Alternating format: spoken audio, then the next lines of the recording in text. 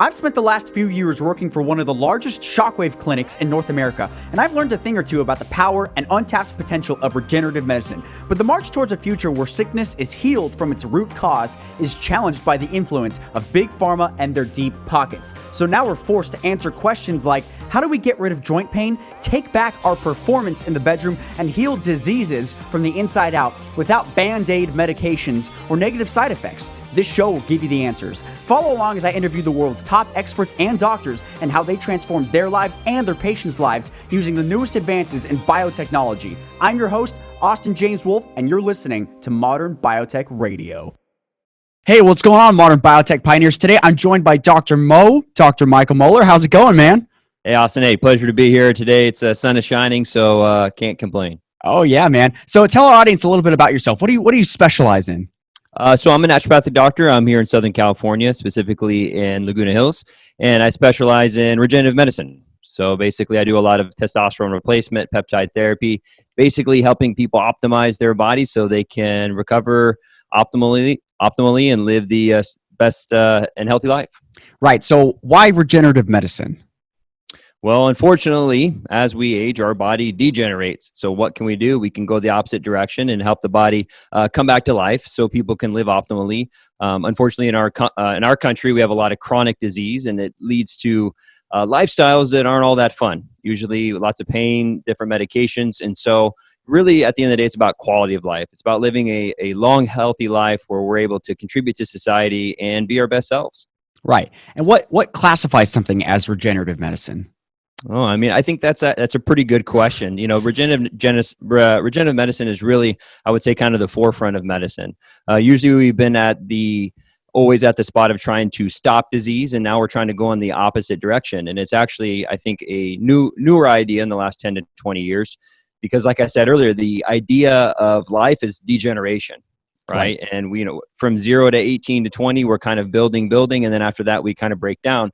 So in medicine, we've kind of looked at, well, what was happening in those states where we were growing and becoming more and more, and how can we utilize that as we age? So to me, any of the therapies that are helping the body optimize itself and go back to its peak state would be regenerative. So at the end of the day, we're looking at a lot of the hormone replacement therapy, the peptide therapy, the stem cells, all those things that are really up and turning and running well when we're in that growth stage, and going back and turning the clock back and optimizing that. So we all feel great and feel good. Okay, and what's your clinic called? Infinity Medical and Wellness. All right, Infinity Medical and Wellness. And it's just infinitymedicalandwellness.com? That's the website, man. That's where you can find me. All right, I'll put that in the show notes. So let's say someone goes to Infinity and they have joint pain, and they come to you, they're like, hey, Dr. Mo, I have joint pain. What can you do for me? What would you tell them? Oh man, we got a list of different things. So as a naturopathic doctor, I really want to go for the root cause. Okay. Right. Let's talk about the knee pain. When did it start? How does it happen? What makes it better? What makes it worse? Because as you know, there's a wide variety of reasons that we can have knee pain. Is it joint degeneration? Is it an acute inflammation due to a ligament tear? So a lot of the devil is in the details with that question. So, but sitting down, listening to the person, seeing kind of what's going on. So first off, where did this knee pain come from? And my job as a doctor is to figure out, how do I stop you from doing that? Right. In certain circumstances, if it's something like, if you have an ACL tear, right, we know that ligament laxity in the knee, especially if you get a tear, is going to then smush on your meniscus. Right. And that's why we get meniscal tears. So to me, first thing is like, okay, do you have a tear? We should probably do some imaging. How did this happen? Figure out what's kind of going on in the knee. And on the opposite end, just from aging and osteoarthritis, you can just get joint degeneration from that way. So again, is it a 17-year-old, or is it a 40-year-old or a 70-year-old? So trying to going through and figuring out what's going on there. And then on top of that, we have different forms of diet and lifestyle that will also increase inflammation. So not only is there pain from maybe you're working out too much, you've had a tear in a ligament, so therefore you have the meniscal tears, and then the inflammation on top of it. Right. So if you're eating a bad diet, lots of sugar, lots of pro-inflammatory fats, switching those to anti-inflammatory fats, switching that to more of a lower sugar diet to help decrease with the inflammation. So from there, we have several treatments. Really, at the end of the day, peptide therapy is great. PRP is great. I just started using what's called a Signaxis. It's a high frequency. It's kind of like a TENS units on with a much larger engine. It hits at a much larger frequency, and that works kind of on the cellular level to help, again, regenerate and heal the nerves. Right? What does it do?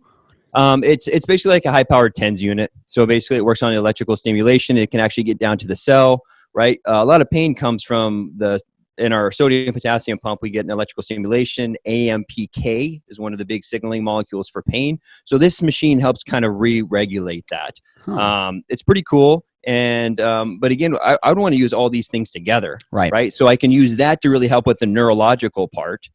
We can use some PRP, which will help regenerate the meniscal, if there's a meniscus tear or any type of degeneration in the area. And then also you can use peptides and hormones, right? If a guy's testosterone is extremely low, he's going to have a real hard time regenerating properly. So all these things kind of coming together is what we want to do in any situation, not only with knee pain. Got it. And can you explain peptides to me? Yeah. So there's peptides too is pretty, I would say, kind of another forefront of regenerative medicine. Right. And we can talk about the legality. I see, I know you're really on the forefront too of doing what's right for the patient. Right. And we have to have this balance of safety. I get it. And I'm pretty libertarian-ish, and I think that if people can't get it here, they're going to find a way to get it. Oh, of course. That's one of the bad things with peptides right now. The FDA went after specifically a big compounding pharmacy and said, hey, are these things safe? We don't think you should be using them. And unfortunately, now those people are going to probably go to online websites, buy it from China. HCG is banned now, right? So technically, it's been relabeled. ACG, human chorionic gonadotropin, which is a LH agonist. To my understanding, was more of it is a peptide. Mm-hmm. But what the FDA did is they now relabeled it as a biologic instead of a drug, and therefore biologics cannot be made in compounding pharmacies. Therefore, you have to go through the big manufacturers, which my opinion is a conflict of interest. There's these big drug companies who make $30 to $50 billion a year. They look at ACG and say, wow, that's a $2 to $3 billion industry. Joe Schmo, the compounding pharmacy down the street, is making all this money. Oh, they go and lobby and say, that's not safe. It's only safe if we make it. And therefore they ban it. So it gets really fit. And I get it. Their argument is it's not as safe. Okay. I get it. And there, in my opinion, there becomes a conflict of interest there. Right. Even though the FDA recalls plenty of drugs that kill people throughout the years. All the time. You look at Johnson & Johnson and the opiate epidemic, 40,000 people a year are dying of that. Yeah. And it just kind of makes you sit back and like, okay, who's safe? Kind of when we look at this pandemic right now, it's like, who are we? People are not going to work. They're not making money. They can't feed their kids. Yeah. And what are the long-term effects of that? Okay. So you're a doctor. I don't know if you want to answer this publicly on the public show, but if you don't, totally cool. We can save it for behind the scenes. Yeah. What are your thoughts on the FDA? Do they protect people? Do they need to be more restrictive, or do they need to be less restrictive, or do they just need to change overall in the rules and how they approve things? Yeah. I mean, at the end of the day, the way I look at almost all businesses is it's made of people, right? Yeah. People that get into position of powers all have some form of an agenda. At the end of the day, you and I have an agenda, and it changes the way that we look at the world. So, for instance, when I was in my undergraduate studies, my roommate was working, he's a plant soil and science major, and we could, Monsanto, Syngenta, those are some big guys. I got to remember, I'm pretty sure the president at the time, Jeffrey Sniff of Monsanto, became vice president of the FDA. Either way, it was kind of a revolving door where Monsanto was into the FDA. So it makes sense that the FDA gets into positions where it designs the food guide pyramid and says, we need to eat 12 servings of grains a day. Right. That's when you have a person have to sit back and be like, is this a conflict of interest? And you got to think a person that's been working in that industry for a long time probably fully believes in it.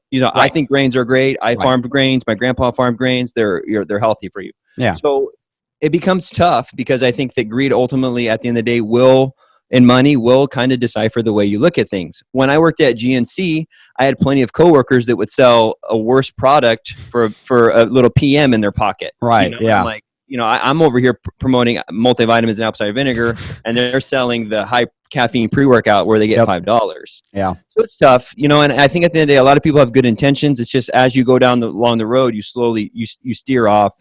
You could say the same thing about what's going on with the pandemic right now, Fauci, all these people. When you get in a position of power, you're going to look at things one way or another. If I got in the FDA, I'd be all for getting all these therapies out and covered by insurance. Right. And so some people are like, well, he's only covering it because you're naturopath the doctor. So I get it. but I'm on your end. I think more freedom is better, and people should have the ability to choose. We can't do stem cells here, so I'm going to Costa Rica and do it. Right. Yeah. Who's it helping? Let me ask you this. Okay, you're a doctor. PRP isn't FDA approved for treatment of joint pain. So why did you decide to do it? I just saw it do absolutely miraculous stuff. Right. And what's funny is so sorry, not to cut you off. So you looked at the research, you saw the observational evidence, as well as the scientific proof, and you thought, wow, this is great. Even though it's not FDA approved, I should still do this because it's helping people. Is that correct? Yeah, I mean, amen, dude. That's what, why did I get into medicine? So I personally got into medicine because I got what's called interstitial cystitis. I went through the broken medical care system. I was told I had a UTI. I told I had an STD. I was told I have all these things. Antibiotics, until eventually I woke up out after the cystoscopy, which is where they take a camera up your penis hole. Jesus. Yeah. Christ. And then the doctor's like, hey, you have an improper lining of your bladder. Here's more antibiotics. At that point, I'm like, I need to investigate this myself. Yeah. And figure out, hey, and I took some herbs that were not FDA approved. I juice fast. I got into a sauna. I changed my diet. I slept more, and my interstitial cystitis went away. Right. Man, there's something to things that aren't approved. Right. And then as I got into medical school, I actually saw Prolotherapy first, which is technically weaker. This is dextrose and lidocaine.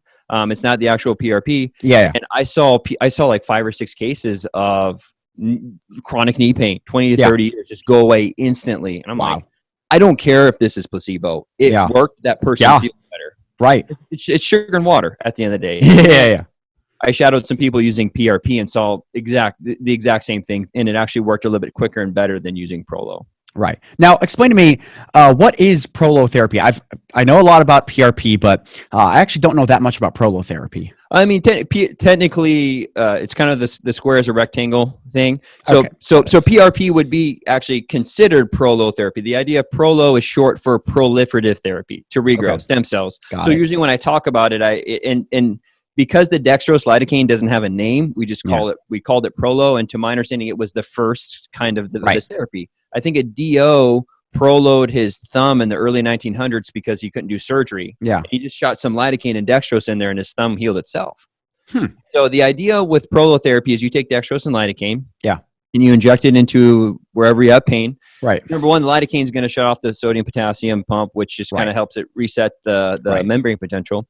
But the high osmolarity of the dextrose is going to cause immediate damage in the area, and the cells will lyse. They'll release the cytokines, and the cytokines will be homing like messengers to say stem cells come here. Right. Right. And we boost that up. When we use PRP, when we use stem cells, we're actually putting those direct messengers there, where with dextrose, we're causing the immune system to do it on its own. Okay. Got it. That makes sense. Yeah. So to me, Prolo, and I usually explain like this, Prolo is kind of like watering the joint, PRP is fertilizing, and stem cells is like putting seeds. Ah, I love that. Yeah, kind of as you go, and you can. I've seen people get the same results with Prolo, kind of like you can get the same results with stem cells you can with PRP. Right. It's just usually going to take a little bit longer. Right. That makes sense. Do you use stem cells in your clinic, or is it just PRP? As of right now, I'm just doing PRP. Cool. I may eventually bring on autologous stem. I'm still trying to figure that out. You probably looked into that, like with the Wharton's jelly, the amniotic cord. Yeah, there's a lot of moving pieces there, and I've been to several talks and trainings, and then there's been some blowback with some of the companies getting in trouble. So I'm just kind of. I want to do what's safe, but you're letting the dust settle and let the cream rise to the top. Okay, this. But I want to help. Yeah, and I want to help be progressive because for some people, when they're on the edge of a rope, for instance, people that are in stage 4 cancer, I've seen. I don't do a whole lot of IV therapy anymore. Yeah. But I worked with a doctor in Encinitas, and we did a lot of IV therapy for these people, and they saw it really helped. I saw significant results for people that were cachexic, they couldn't eat. Shoot all those vitamins and minerals right into the bloodstream. Right. So. I'm gonna shift gears a little bit. I want to talk about your patients. Of course, don't break doctor-patient confidentiality. Yeah. But what's one patient success story you're most proud of? I would say the first one that came to my mind was one of my first Prolo cases I actually had while I was in school. Yeah. And it was a woman. She was 52, and she had knee surgery 20 years previously on this knee. Yeah. And it was bothering her again, and she didn't get covered by Medicare to get the knee replaced. Right. And at that time, that's when I just learned about Prolo, and I said, "Hey, would you like to try this out?" And she was all about, she's like, okay, she actually was very skeptical, didn't think it would do much. Yeah. And it started off where she would have a 7 to 8 out of pain in her knee when she would work out. And then even when she was sitting, she would have chronic inflammation, about a 5 out of 10. After 3 treatments of dextrose and lidocaine, which again, way cheaper than PRP. Right. By the 3rd one, her chronic pain was down to like a 1 or a 2. So she hardly had any pain. Mackerel. And then her workout pain was down, like when she would use it, was down to a 4 or 5. And she's like, wow, this is great. I can't believe this. This is even better than surgery, blah, blah, blah. And she was like, I think this is as good as I'm going to get. And I said, hey, if you're open to it, why don't we just keep doing it and see if things will continue to get better? Yeah. And lo and behold, it slowly got better. We went all the way up to 9 treatments. And by the 9th treatment, she had no chronic pain, and like a 1 or a 2 when she would be using it and moving it.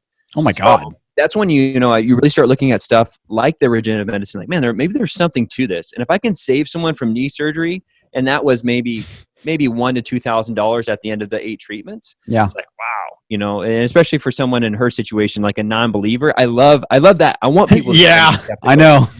Yeah, it's great. So if this works so well, why isn't every doctor doing this?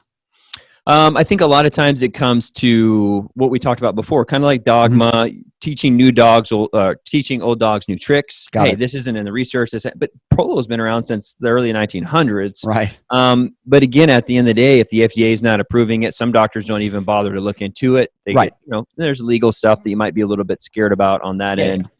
And money, insurance isn't covering it. So a lot of medical doctors are like, eh. And and some people think that, I get that all the time. Well, it's just placebo. I'm like, I don't care. We take drugs and we compare them against placebo for a reason. Right? Of course. And sometimes, a lot of times, it doesn't even, a drug doesn't even beat placebo. Right. So yeah, it's like, as long as it works, it works. Well, okay. Let me ask you this. So you're up to date on, it sounds like, almost everything regenerative medicine. Where do you learn your new information from?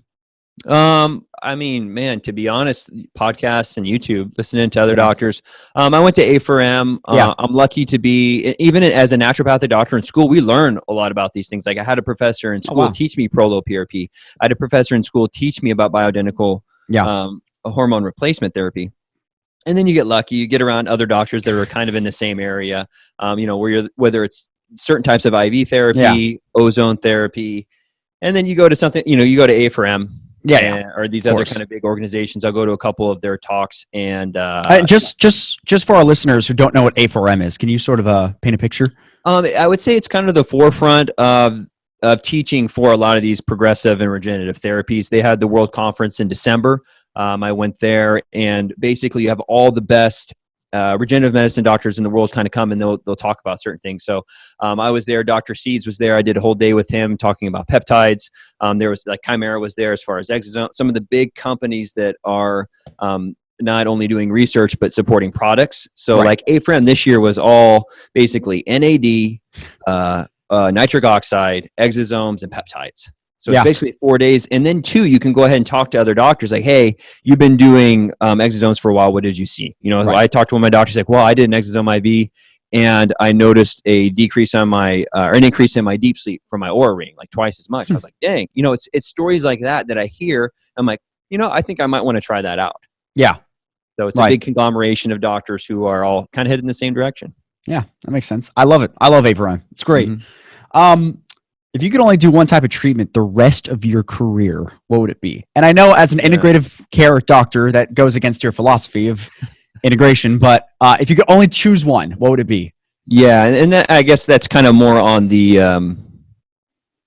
actual like medications. I mean, to me, if I could work on everyone, just their diet would be, sleep, right? I mean, getting away from lifestyle. We'll take those as given, right? Sleep. Right. If I only had one tool in my toolbox, to be honest, I've probably seen the most significant changes with testosterone replacement. Really? Yeah. Wow. Okay, tell me a little bit more about that. What sort of successes have you seen with that? Oh, man. I mean, at the end of the day, we're degenerating, and a lot of it has to do with testosterone, right? And so you can give someone all the PRP in the world, and it'll still do great things. Right. But what helps regulate the amount of growth factors that we have in our blood? A lot of that has to do with your testosterone.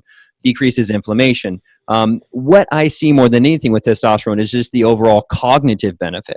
Yeah. I think that, and I think if this were 50 years ago, that might not be my therapy, but I honestly think there's just almost like a war on testosterone. Levels have been plummeting, sperm counts going down, guys having less and less meaning and less motivation. Yeah. You know, I have guys come to me, and this is kind of taboo in my profession, because my profession, a lot of people are like, you need to have the guy do all the lifestyle stuff, do everything right, and then maybe testosterone go up on his own. Right. I've tried that. Guys who have low testosterone are depressed. Yeah. They can't get an erection. They can't put on muscle mass. They have no motivation to succeed.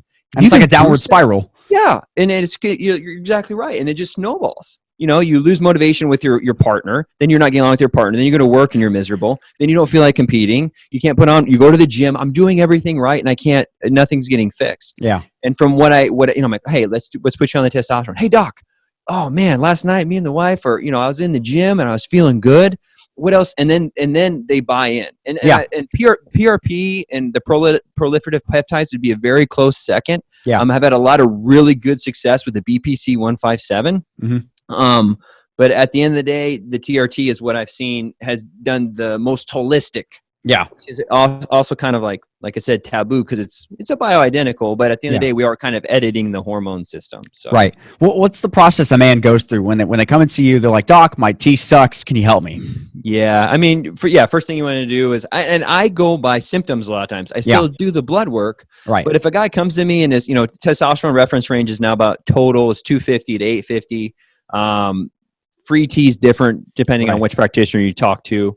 But I mean, at the end of the day, if you come to me and your T is at 400 and you feel great, then I'm like, hey man, maybe this isn't the way we should go. But if you come to me and your T is even 450, but you're like, you give me all the signs, to me, it's like, if it works, let's try it out. Let's weigh out the risks and benefits. In my opinion, there are very little risks when you're looking at, there's controversy about prostate cancer, maybe.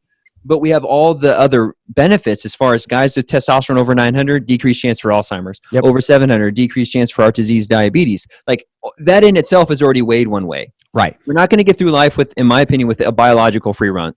Right. You're gonna have to give something up to get something. That's kind of how it works.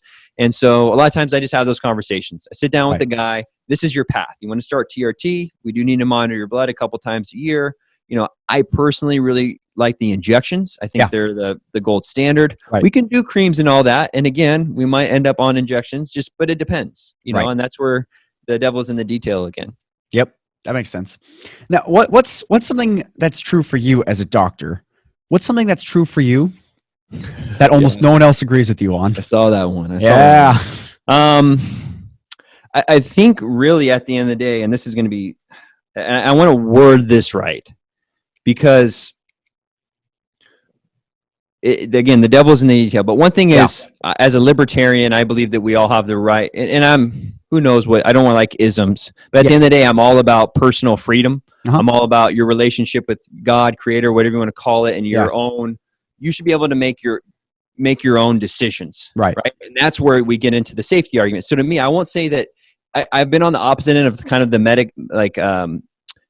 that medicine is a right kind of thing. Right. And you want people to die. No, I think that me as a who gets to decide what medicine is, right? Like with the big universal healthcare, everyone deserves healthcare. I'm like, one of the BS parts about that is like, I'm not covered. So I don't even want to, I don't want that. Yeah. Right? That was one thing I got torched for a lot in school when they're like, hey, we need to fight for universal healthcare. And I'm like, if holistic, natural, if diet and exercise aren't covered, what's the number one antidepressant? Exercise. Oh my God. You're right.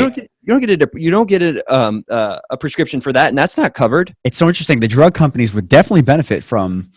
Wow. Yeah, that's what I'm saying. And it's like, again, who's pulling the strings? But it's like, well, maybe if I was in charge of the medicine, then I'd want universal health care. It's one of those. Yeah, exactly.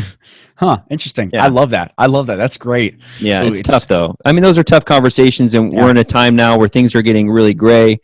And again, when you look at, okay, so insurance will cover a $100,000 knee replacement. Do I get $100,000 to spend on my at-home gym if that prevents me from getting a knee replacement? Right, and a lot of other terrible things that could happen to you. Yeah. So I mean, the risk versus reward is, I think, something that we as a society really need to start focusing in on and figuring out, this risk versus benefits. So, do you think this is a big question? A lot of woo-woo in it, but do you think society, or at least a large group of individuals, would put more emphasis on preventative healthcare in the future? Because it seems like, correct me if I'm wrong, most of the healthcare system is based around, okay, now you have a problem, let's deal with it. Yeah. What do you think there's a future where people will take action before they have a problem? Yeah, I mean, even heck, looking at myself, it's like it took me to be vulgar. Man, I had like an infection in my goods. Yeah. Like I was about to lose my manhood. It took me that. So I understand that when people are like having a hard time with these lifestyle changes. Right. And at the end of the day, most people in our field probably listen to this podcast have had something happen to them, whether it was a loved one die of cancer, or that they had, colitis, or they had autoimmune disease, or they had chronic fatigue syndrome where they just couldn't function anymore. Yeah. And they're to the point where now I'm watching everything all the time because I want to stay. I know what that's like. And as a doctor, and they say this about like shamanism, a shaman is someone who heals in other people what he's healed in himself. Right. Okay. So like it hurt me. I know what that's like, dude. I'm here to help you. Like, let's get you like in especially with like the different areas of manliness now, right? And we don't have to get into the controversies over all that, but when we look at the way society's changed in the last 100 years, and I think part of being in the masculine is the ability to give and provide. Yeah, and a lot of that's been taken away, and I think that's why we see especially a rise in the low T and a rise in the ED. Right. I'm a big person about body, mind, spirit. It all goes together, and that's what bleeds over. So to me, the physical, it all comes from also a mental and spiritual lacking, in my opinion.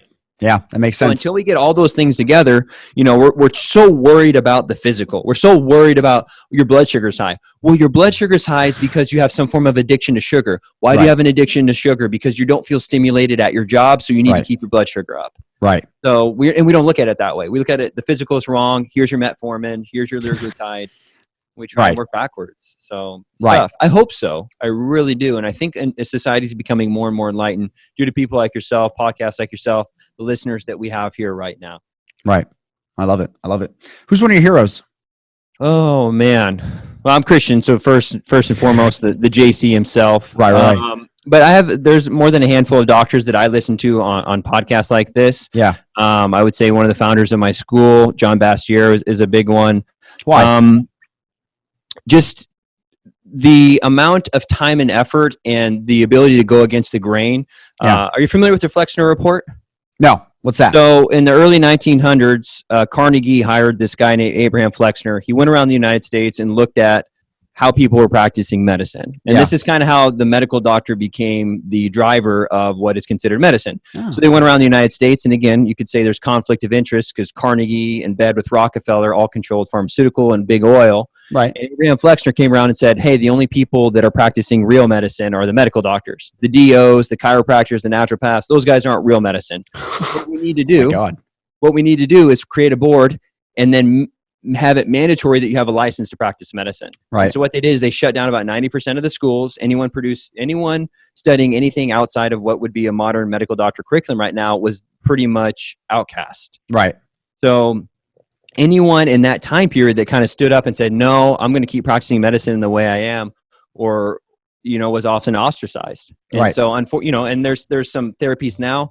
I don't condone and I don't tell people to do ozone. I've seen and heard really awesome stuff, but you have guys like Dr. Robert Rowan, I follow him on Facebook, who's willing to say, hey, I've seen this when this. People need to know about this. Yeah. And for people to stick their neck out like that and to be willing to be ostracized and criticized, like that's something that as my career moves forward is something I would love to honor those before me people who stood up for free speech. My heroes too, or the fathers, the guys that created the country that give me liberty, give me death. So here, I got a question for you.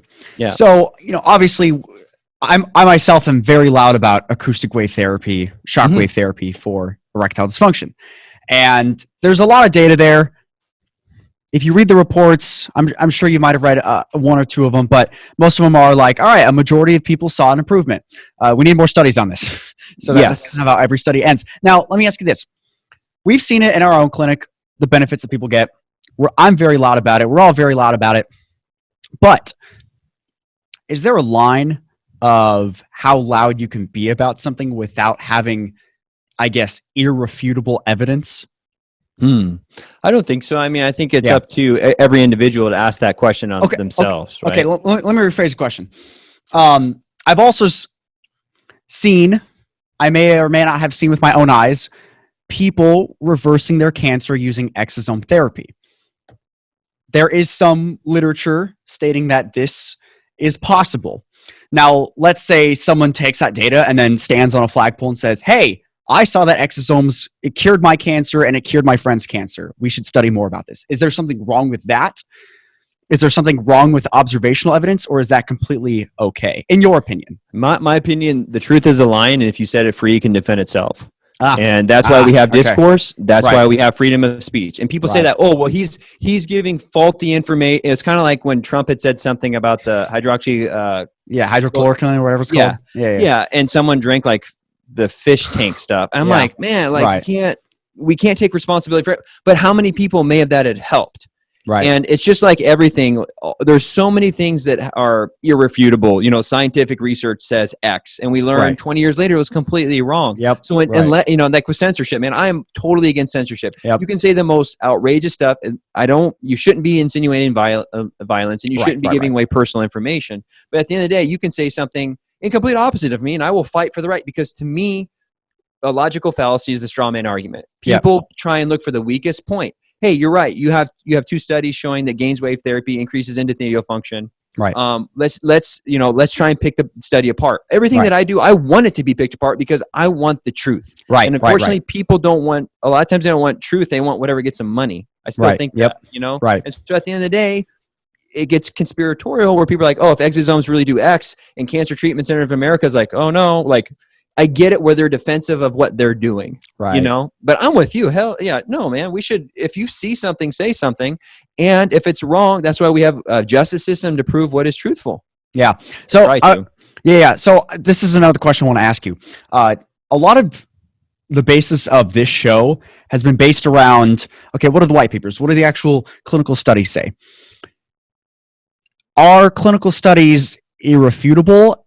If so, I mean, clinical studies, aren't, they're not scripture. They're not, hard, science disproves itself all the time. So if someone's trying to get down to the truth, the science, the evidence, is there sort of tells in clinical studies that you can read and say, oh, they made a mistake here in this study, therefore this study is wrong or false or can't be held as a foundation for this treatment? Are there certain tells that let you know that one study is a lot better and more trustworthy than another? Yeah, I mean, obviously you have the hierarchy of a meta-analysis versus a single controlled study. Right. I don't know, man. At the end of the day, part of the problem is the philosophical idea and the methodology of all these things. Right. There was a bunch of studies that came out with testosterone and showing it didn't work. And it's like they were doing one injection like every 4 years or something. Right. You know what I mean? It's right. Okay, and what sucks is then they throw a blanket statement. Hey, Gainswave doesn't work. Shockwave doesn't work. Right. Because we did 3 of them on a guy who's 90 and hasn't had an erection in 30 years. Yeah, or he doesn't work. 200 pounds overweight, and we go straight past common sense. Right. And I've seen amazing stuff like Shockwave. I've seen it work, and I have seen it not work. Right. And a lot of times the devil's in the detail. Yep. You have anyone from 40 to 60 who has decent endothelial function. They're taking care of themselves. A lot of times it does great.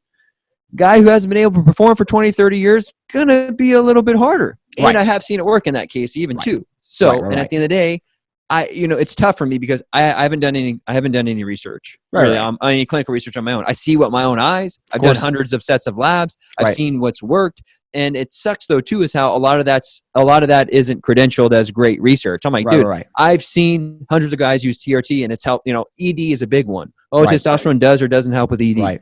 Yeah. I've seen it work, man. Yep. I've seen it, and not every time, and as a doctor, my job is that I became a doctor to help people. So, right. So if it helps people, if it helps your patients, sounds like you do it. And that's too where I think a lot of these lawmakers and a lot of people doing research need to understand. Like, if you were in their seat and you got better, then maybe you would understand. But a lot of people we're just.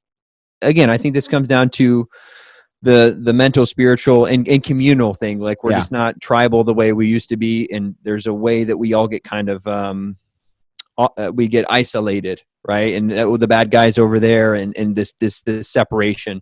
at the end of the day. And then we get very much sympathetic. We go inward and we're scared and we try and refute anything that could have any type of negative effect on our lives. So, right.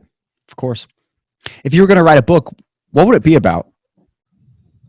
I think it would be in that area about talking about how health is just not physical. Mm-hmm. It's community, it's spiritual, it's mental, it's all these things going together, kind of like holistic. And to me, it'd be and I thought about this, if I read a book, I'd probably write something for like 13-year-old me and kind of highlighting all the things that I've found beneficial by 30 and be like, hey, you're next, you're turning into a man. These are the things that will really, really help you move forward. And again, to me, it's more of the direction of society. I think health is a direct reflection. I think that, microcosm, macrocosm, what's happening in the world is happening on the individual level. And when we have a society, it's made up of individuals. So we have to figure out how to get all the kinks out of that. And I know that's all kind of fluff and woo-woo, but getting down to the basics of getting a routine, fixing your circadian rhythm, eating rightly, caring about people, reflecting on yourself daily. What can I do better? And, there's a lot of things that I think, at least spiritually and mentally, that have been taken out of context in the last couple hundred years, really just talking about like guilt and shame and our connection to the divine and how it's been manipulated. And I think that's what people need to hear. And, guys, and Jordan Peterson's a guy that I like a lot of his message, just talking about bringing meaning back into our lives. And in my opinion, my upbringing I was very blessed with an awesome upbringing, and I had challenges. But when I look back and reflect on history, I was originally a history major. Like, oh wow, that was a bloodbath, man. Yeah, like when you just look at the 1900s, you go from like the Spanish flu, World War I, World War II, communist China, all this crazy stuff. And the last 20 to 30 years has been pretty cherry. So, it's been pretty good. Kind of reflecting on all those things, I think that's where we need to figure out where we fit in the larger place, and yin and yang. There's a universe in us and out there. So, I love it, man. I love it. Thanks. You got a good story to tell. I really hope you keep publishing, because people need to hear it. We'll see. It's on the list. Thanks, man. Yeah, man. Appreciate for sure. Well, thanks for coming on the show today. We're going to jump into our behind the scenes Q&A. All right. Before we do that, where can our listeners learn more about you? So my website's just drmichaelmoeller.com. And then my clinic. Your clinic? Yeah. Yeah, my clinic is infinitymedicalandwellness.com. And you can search it. It's in Laguna Hills. So I'll pop up on Google. And awesome. I'm on Instagram, Dr. and on YouTube. I'm probably most active on YouTube at this point. Awesome. Good. Cool. Yeah. Well, guys, that's it. Thanks for listening. And I'll put the link to Dr. Mo's websites in the show notes. And that's it, man. Thanks for joining us. Hey, it was a pleasure being here, man. Want to see what the top experts have to say behind the scenes? Just go to modernbiotechradio.com and you'll get instant access to every behind the scenes interview for free. Now, these interviews are not for the public, so please don't share. But if you'd like to pull back the curtain with me and learn what secrets they reveal, just go to modernbiotechradio.com and get instant access to these interviews for free. Again, that's modernbiotechradio.com. If you'd like to learn the best kept secrets that they can't share publicly but allowed me to share in private, just go to modernbiotechradio.com and get instant access to all of these interviews completely free. I'll see you there.